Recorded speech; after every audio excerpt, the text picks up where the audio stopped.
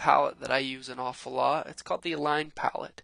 This allows you to line things evenly. You can space objects out evenly. You can align them to the top or the bottom, the left or the right. It's very, very useful. Let me show you how this works. There's a couple different ways to access this palette. If I am to select multiple objects all at once, up in the top toolbar, you will see our Align palette. You have different options here. You can align horizontal, align left. Let me show you what happens when I click this. And you know what, one thing I should do here so that we can see what happens is I'm going to go ahead and bring this object to the very, very front. Bring to front, and I'm going to change the colors so that they don't overlap at all. Let me change that to pink and change this to kind of a goldish yellow. And I'm going to send this all the way to the back. Arrange, send to back. Okay, so I have this here. Let's go ahead and see how it works. I'm going to select multiple items, and I now have this palette up here. I'm going to go ahead and I'm going to click the horizontal align left. This is going to take everything, and on the left corner of each object it's going to align it.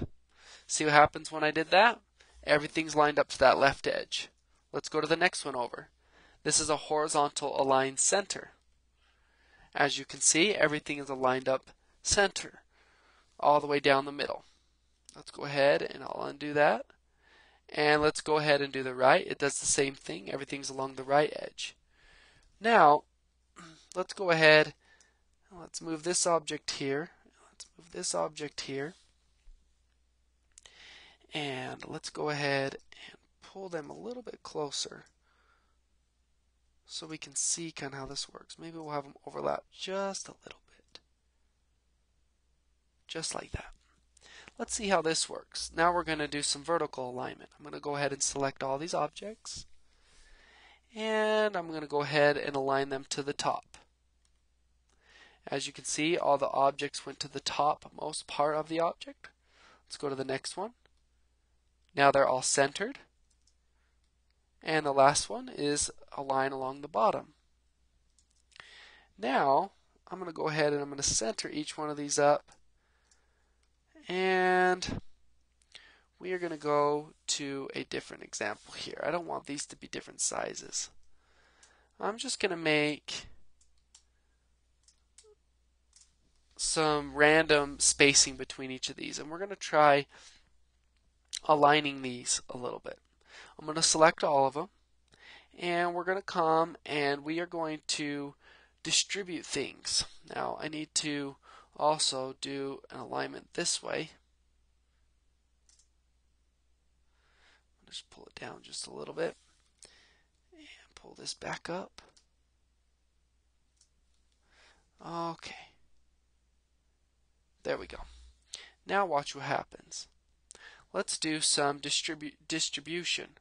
I'm going to select these three objects right here, and I'm going to come up and I am going to go to the vertical distribute top. So this is going to take the topmost part of the object and it's going to distribute the three objects evenly. When I click it, you can see it move that middle one down a little bit so that there's even spacing between each of them. The one I use the most is probably the vertical distribute center. It's going to do the same thing here because we only have three objects, so it takes everything from the center point and moves it evenly down. And finally we have the distribute bottom, which will do the same thing. Now let's go to the horizontal distribution. I'm going to delete those, and we now have 5 objects here horizontally across that aren't distributed correctly. I'm going to go ahead and select these 5. Their spacing is all different on each one of them, and I'm going to have them distribute horizontal left. So it takes the left part of the object and it aligns it to the left. The one I use most frequently is called the horizontal distribute center. It distributes the objects right in the center. You can see now our spacing is all even. And lastly, to the right.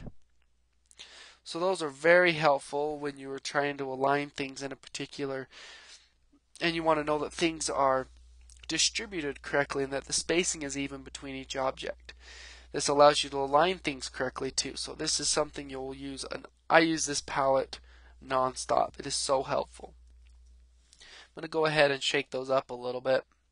And I'm going to show you where you can access it here on the side if you have this option available to you. If you don't, go over to your window and go to the Align palette and have it shown. And as you can see, it's over here now in the right hand corner. You can click and drag palettes in and out of here just so you know. If I click and pull a palette out, I can now pull it out, and I can also pull it back into this sidebar. So if you don't see it there, I keep this palette here at all times. The Pathfinder, the Align, and the Transform one comes along with it. I don't use the Transform very often, but the Align and the Pathfinder ones I keep in my toolbar at all times. So let's click on the Align, and we will now have these options. It's the exact same options up top, but it gives us one extra one, which is called Distribute Spacing, and you can tell it to space a specific amount that you want it to do. Now to do this, you have to set something that's called a key object. A key object is telling Illustrator which object you want to stand as the anchor, and then everything else will move proportionally from there. Now you can set a key object at any time. Let's say I wanted to set the key object here. We'll go back to what we were doing before. I'm going to select these 5 options. To select a key object, all you have to do is click on the object. Once you have multiple items selected, you just click on it and that will set the key object. So I'm going to click on this second box here. That is now the key object, and it will not move. Only the objects around it will move. Now if I do a horizontal distribute center, you will notice that that object did not move, but everything else did. But generally what you want to do is select one of the outside ones and then do it. Oh, sorry. The last time, and I'll show you this here. Down here you can see that it's doing it distribute spacing as 0 inches, and that's why everything's stacked on top of one another. And sometimes it'll default to that, and I'm glad that popped up, because sometimes that'll happen to you and you'll be like, holy cow, why did that stack everything on top of each other? I'm going to click it on auto. I'm going to select this object as my key object, and I'm now going to select horizontal distribute space, and it now distributed everything, but it did not move this object here. That second square stayed as an anchor point. Now let's go ahead, and you can type in a particular amount. I can put this and I can say I want each of these to be 1 inch apart. I'm going to go ahead and I'm going to select my objects.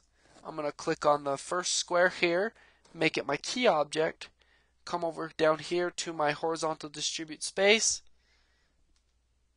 and now there is 1 inch in between each and every one of those squares. So the Align palette is very, very helpful. The ones I use the most are probably the center Align. The other ones I don't use as much, except for the Align left and right. But everything else I almost always do this to the center. But the tools are there if you need them. So enjoy this. It helps tremendously to make sure that you're spacing things evenly and that things are aligned correctly.